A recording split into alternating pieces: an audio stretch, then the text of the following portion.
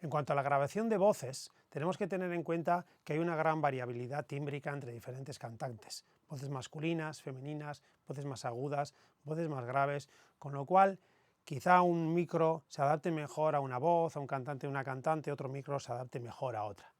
Vamos ahora a comprobar diferentes sonidos que podemos obtener con micros sustancialmente diferentes. En este caso, un micro de condensador de diafragma grande de válvulas, que tiene unos graves muy pronunciados, un sonido más lleno, un condensador de un diafragma más pequeño que el anterior, que en este caso va a tener unos graves no tan acusados, en este caso el Violet Amethyst Vintage, que se puede adaptar bien a voces femeninas, pero lo comprobaremos luego, y un micro dinámico, que aunque muchas veces podamos pensar que no se utiliza demasiado en grabación de voces en estudio, este es uno de los clásicos, utilizados mucho por cantantes masculinos, con una voz muy intensa, aguda a veces, como Steven Tyler de Aerosmith es uno de los ejemplos, Stevie Wonder, que han grabado habitualmente con este micrófono.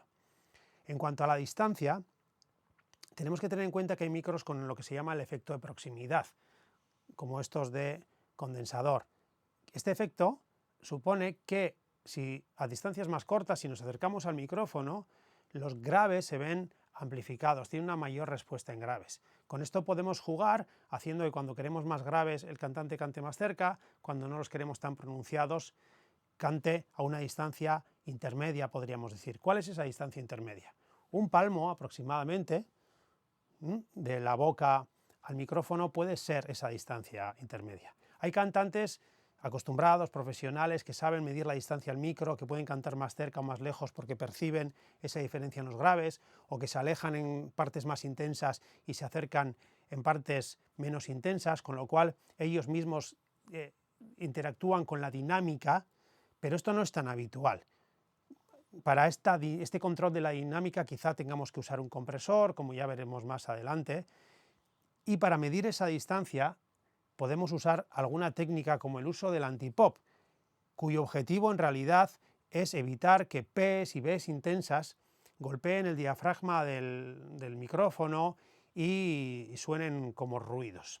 Pero además nos puede permitir medir la distancia del cantante al micrófono, porque muchos de ellos pueden tener la tendencia inevitable de acercarse excesivamente al micro.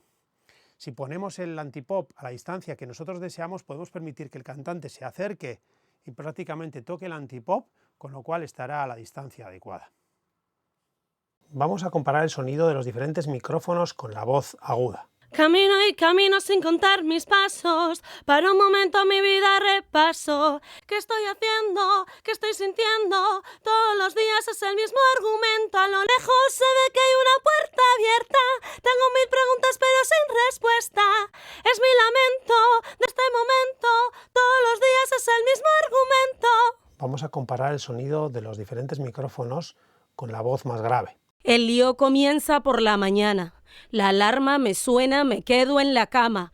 Mientras el sol me mira por la ventana, yo quisiera levantarme, pero no tengo ganas.